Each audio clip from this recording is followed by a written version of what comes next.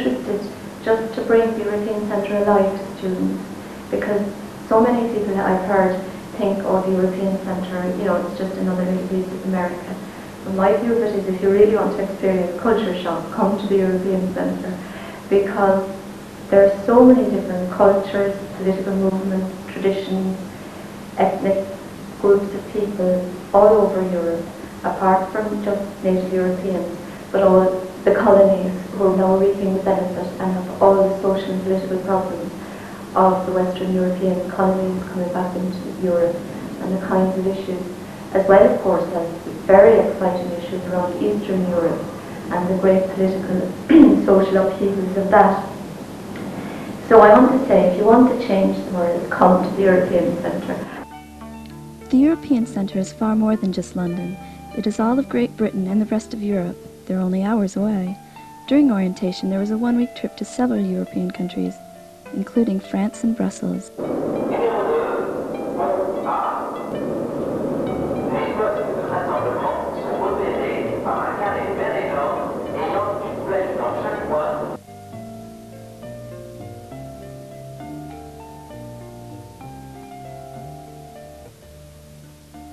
There is also an incredible amount to do in London, where the centre is based.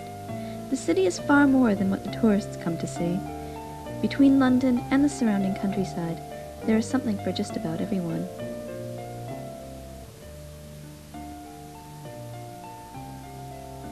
It's an excellent place for research to back up studies that you might be doing in Africa, for instance. There's a lot of stuff to do about black issues and African issues here in London.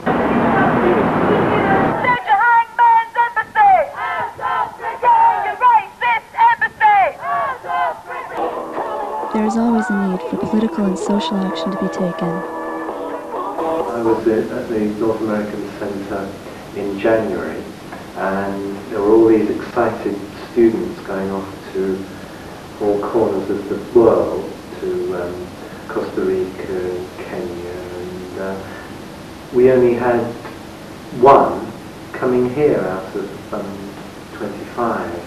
And that's a little bit sad for me, because I feel that we've got a good program here and we've got a lot to offer. And I think those people who say, well, London is just one more big western city and I know New York, so what's the point of going to London? But London is really just part of Europe, both Western and Eastern Europe, as things are at the moment. London, as you know yourself, there are cultures change radically within 2 miles. Irish communities and second generation West Indian communities, and London is such a fascinating place. And I'm concentrating on London. I'm aware when I've previously said we should be thinking of the whole of Europe, but London is the immediate thing that students see when they come here. It's just that, I don't know, just that London is a great place to come to, really, and in terms of coming to another culture, it is another culture. England is another culture, and you've got a lot of cultures accessible to you in the near area. You can do studies on Ireland, you can travel in other parts of England, you can go to the continent, study in Holland or in France. Tell them about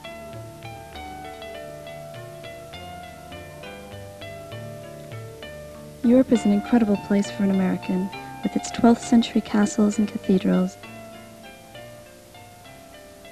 England has a wealth of historical literature. Tons of stuff to do on health if you're interested in health. Lots of things with alternative health, shiatsu and massages and different healing techniques. There's a lot to do on education as well. Loads of possibilities for internships and different organizations, very interesting political organizations. I mean, England is one of the few places that I've seen organic food being sold in the supermarkets. There's a growing awareness of organic farming, and there's biodynamic farming, natural farming, all different kinds of alternative farming. And some of those are connected to spiritual groups and New Age kind of groups too, which is a very popular thing in England. There's loads going on. Health or music, the arts is enormous. I mean, if you're not an artist yourself, there's plenty of things to do in London. I just think it's wonderful. Terrible in some respects politically, what with poll tax riots and closed 28 against lesbians and gays, but it's also wonderful because there's a wonderful feeling of life and vibrance about it. To get around London, there is a very easy subway and bus system.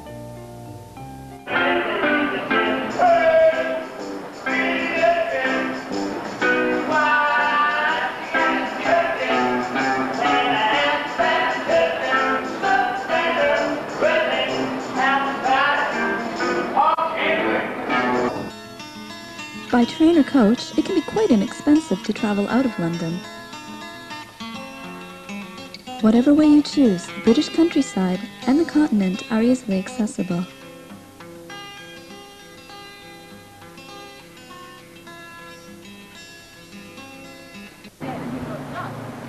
Travel is so simple, in fact, that this year we held an in-gathering in France, going over for the day.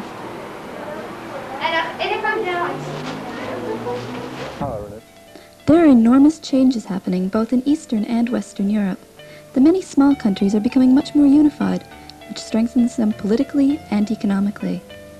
In Strasbourg, you can visit the European Parliament, where decisions affecting the 12-member countries are taken.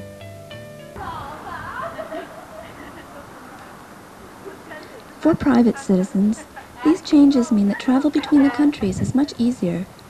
This gives students a great deal of freedom.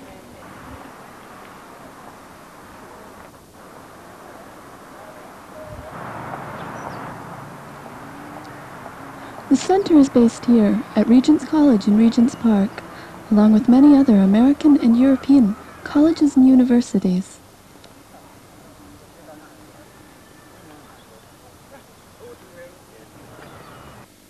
There are many resources within the college, including a library and word processors to use.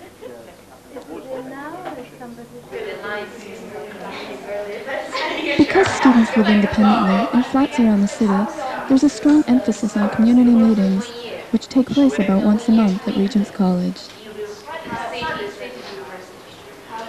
And I think that's something that really would help students a lot. We have tried, They should work worldwide. we haven't actually tried to circulate them worldwide. What we're trying to do is get students to fill them in, and haven't been very successful. Students have said these were other. There is a wonderful range of internships available here, both in London, the rest of Great Britain, and all over Europe. Education, media studies, theatre, politics, archaeology, and Irish studies are just a few of the areas in which students have worked.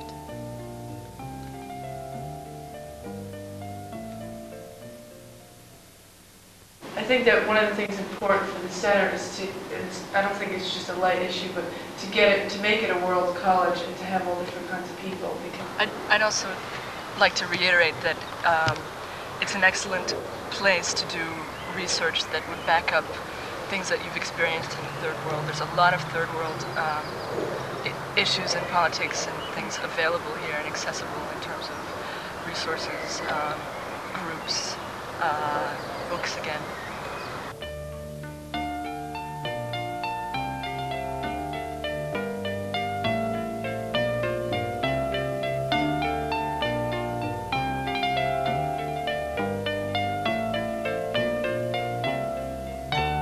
I think that what Liana's doing is something that is an issue to be raised at the World Conferences, is the image of the London Centre, of the European Centre,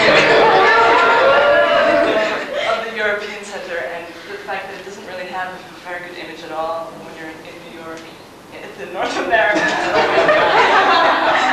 when you're at the North American Centre, and just all the possibilities that there are in London for people, I think. In Europe. We should bring that across.